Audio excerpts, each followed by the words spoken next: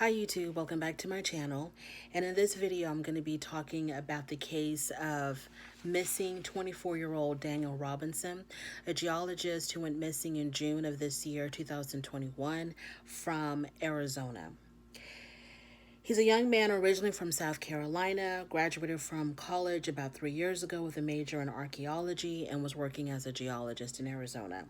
He was last seen on June the 23rd, 2021, leaving a work site, presumably headed to the main road, but he ended up disappearing, so nobody knows exactly where he went. On his last day at work, on the day that he was last seen at work, a coworker had reported that Daniel arrived at the work site acting kind of strange. He was talking, and whatever he was saying, it wasn't making any sense.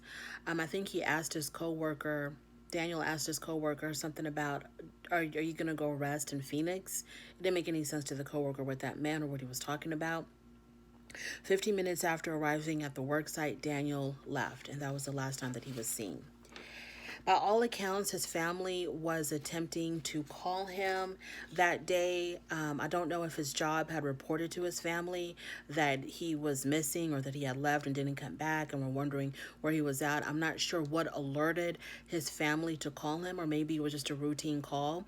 You know, they talked to him every day. They ended up calling him that particular day. There was no answer to his phone. They continued to call him throughout the day, and the phone was ringing for the better part of the day, but then later on, the phone had stopped ringing and was going straight to voicemail. His family and friends did admit that he was acting a little bit strange and not quite like himself in the days leading up to his disappearance, but they all concur that he was in no way suicidal, or it didn't appear that he had any plans or that he was in a state where he would harm himself. Once he was reported missing, a search was launched that covered 70 square miles by the Buckeye Police Department. They used helicopters, UTVs, cadaver dogs, drones, and boots on the ground. 1 month after he was reported missing, his 2017 Jeep Renegade was found by a rancher in a ravine, and it was turned over on its side, and it appeared that it was severely damaged and was in some type of an accident. The airbags were deployed and the seatbelt appeared to have been worn at the time of the accident. In the Jeep, they found Daniel's clothes that he was last seen wearing, and also they found his wallet, his phone, and his keys. Now, the thing about them finding his clothes in the Jeep reminds me of the Jelani Day case, because when Jelani Day was reported missing and when his car was found with his clothes in it and the clothes that he was last seen wearing. The same thing with Daniel Robinson. So I'm not quite understanding like what's happening here, where their clothes are found, that the clothes that they were last seen wearing are found in their vehicles.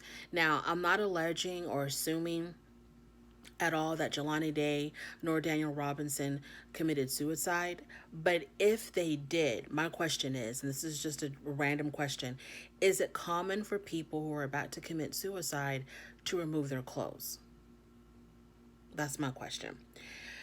The family hired their own private investigator because the police were sort of dragging their feet and getting things started with an intensive search for Daniel. The father said that the police they didn't do a helicopter search until a lot later. They didn't search his apartment until a lot later. So the father is alleging that during the crucial times when someone's missing, during that crucial period, I think maybe within the first 24, 48 hours, maybe the first 72 hours, the police didn't really do much. And so the father ended up hiring his own private investigator. Now, from the reports that I read, the private investigator was able to, he had discovered, I think, the black box of the Jeep that recorded, the moments that led up to the Jeep being disabled.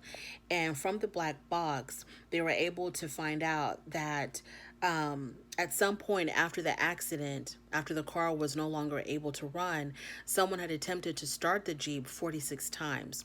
I think law enforcement also discovered that after the car was impacted somehow, it was able to drive, or it was driven 11 miles after some sort of an impact.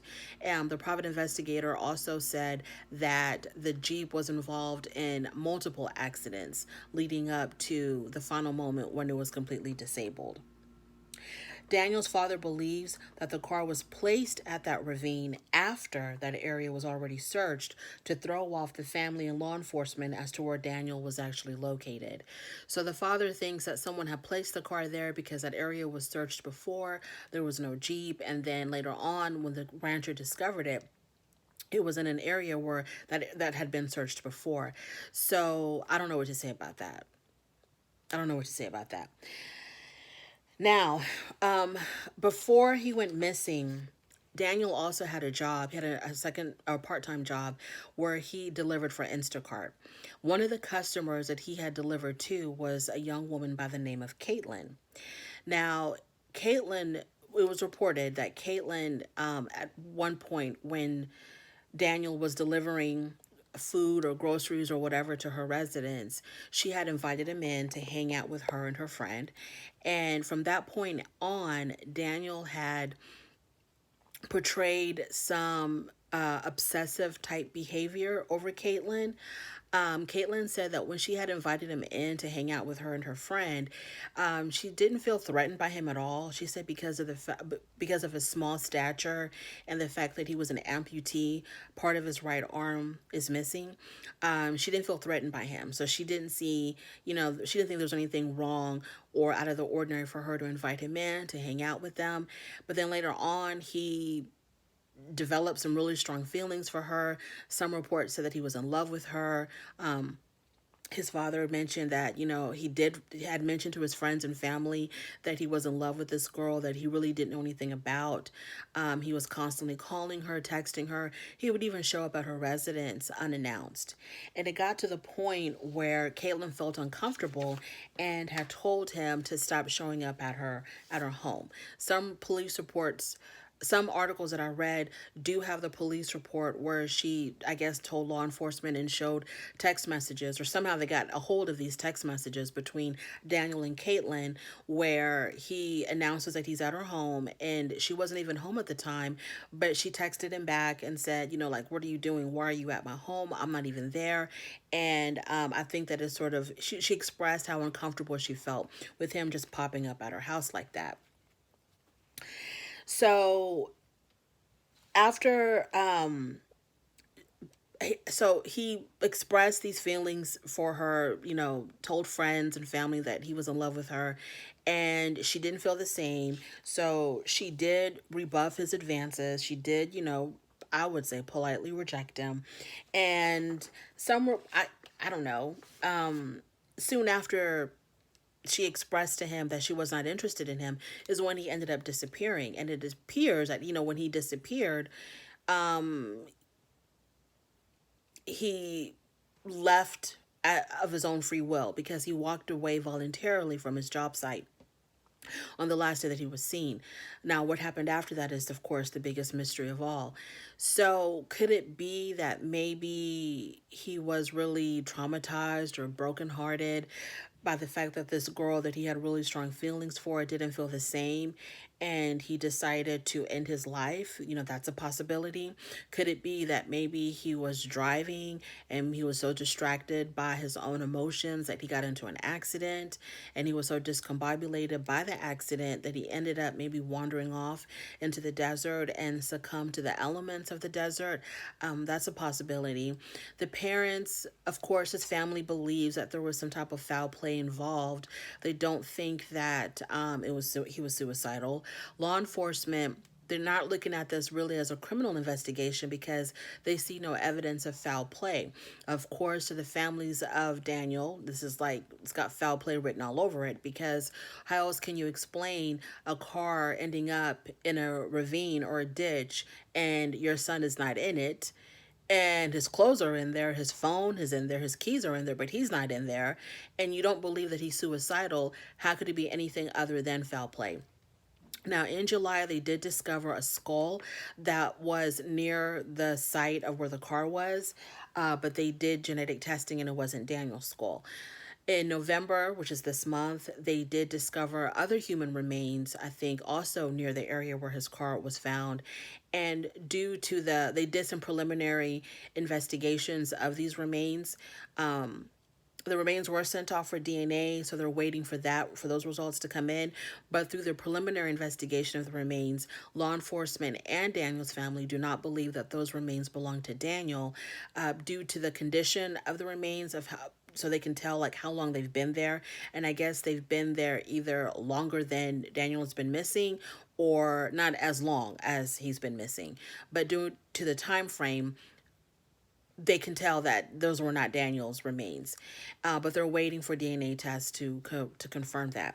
And Daniel's father said that whoever these remains belong to, he hopes that their family can find some type of closure.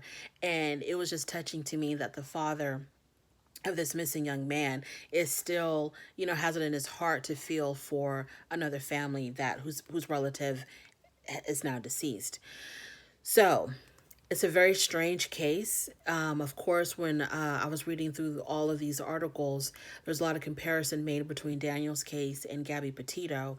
As far as Danny Petito's case got a lot more national and international attention, as opposed to Daniel's case, where it didn't get that much attention at all. And of course, the correlation is that Daniel is a person of color, law enforcement or the media is not going to pay too much attention compared to a young, attractive, Caucasian woman missing. So I don't know where this is going to. Oh, and another thing that I forgot to mention is that the family said that all of his Instagram photos were deleted from his Instagram account. So I don't know. To me, I'm kind of leaning towards, I don't know. I mean, I think that he did have some type of a psychotic episode. I think that he was going through something mentally, and it was probably triggered by being rejected by this Caitlyn girl. If I had to choose between, accident, foul play, or suicide, I would probably lean more towards possibly suicide, simply because of so many people confirming that he was going through something mentally. And